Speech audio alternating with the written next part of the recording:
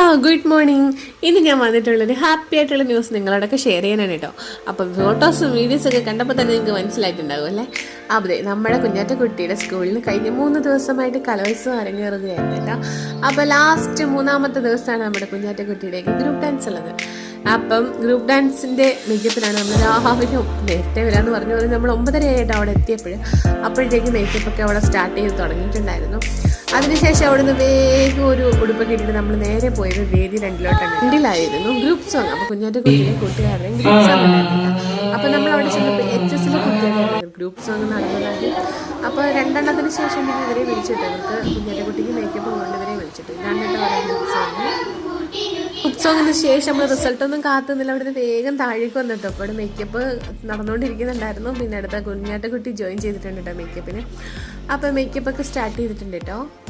ലൈഫിലെ ഒരു അമ്മ എന്ന നിലയിൽ എൻ്റെ ലൈഫിലെ ഏറ്റവും വലിയൊരു ആഗ്രഹമായിരുന്നു എനിക്ക് എൻ്റെ മകളെ ഡാൻസ് പഠിപ്പിക്കണം എന്നുള്ളത് കേട്ടോ. അതുണ്ടാവാനുള്ള കാര്യം എൻ്റെ കുഞ്ഞിലെ എനിക്ക് അങ്ങനെ ഒരു അവസരം കിട്ടിയിട്ടില്ല. പിന്നെ ഒരുപാട് റിജക്ഷൻസ് ഉണ്ടായിട്ടുണ്ട് കേട്ടോ. ഡാൻസ് കളിക്കാൻ അറിയാത്തതിൻ്റെ പേരിലും എനിക്കങ്ങനെ ശരിക്കും ഡാൻസ് കളിക്കാനൊന്നും അറിയില്ലായിരുന്നു കേട്ടോ. അപ്പോൾ എനിക്ക് ഭയങ്കര സങ്കടമായിരുന്നു. അപ്പോൾ എന്തായാലും കുഞ്ഞാറ്റക്കുട്ടിയാണെങ്കിലും ആദ്യമൊന്നും ശരിക്കും ബോഡിയൊന്നും വഴങ്ങുന്നില്ലായിരുന്നു കേട്ടോ. അപ്പോൾ നമ്മൾ കുന്നമ്പുറം നാട്യകലാക്ഷേത്രത്തിലായിരുന്നു കേട്ടോ ഡാൻസ് പഠിച്ചിട്ടുണ്ടായിരുന്നത്.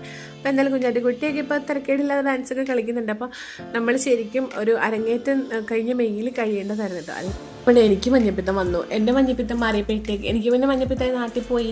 പിന്നെ എനിക്ക് മഞ്ഞപ്പിത്തം മാറിയപ്പോഴത്തേക്ക് അവൾക്ക് മഞ്ഞപ്പിത്തം വന്നു. അങ്ങനെ ഒരു 2-3 മാസം ഞങ്ങളുടെ അങ്ങോട്ട് പോയി കിട്ടിയിരുന്നു കേട്ടോ.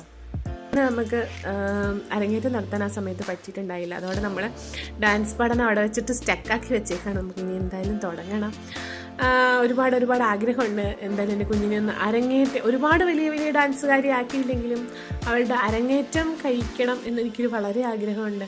അപ്പോൾ അത് നടക്കുമെന്നുള്ള പ്രതീക്ഷയിലാണ്. അപ്പം അവിടുന്ന് ഡാൻസിൻ്റെയൊക്കെ ഏകദേശം ഒരുമാതിരി എല്ലാ മേക്കപ്പുകളും ഏകദേശമൊക്കെ കഴിഞ്ഞിട്ടുണ്ട്. ഇനി കാലിലൊക്കെ ടീച്ചർ അതിട്ട് കൊടുക്കുന്നുണ്ട്. പിന്നെ മാഷിനാണ് ഇതാണ് കേട്ടോ ഗ്രൂപ്പ് ഡാൻസ് പഠിപ്പിച്ച മാഷിനെ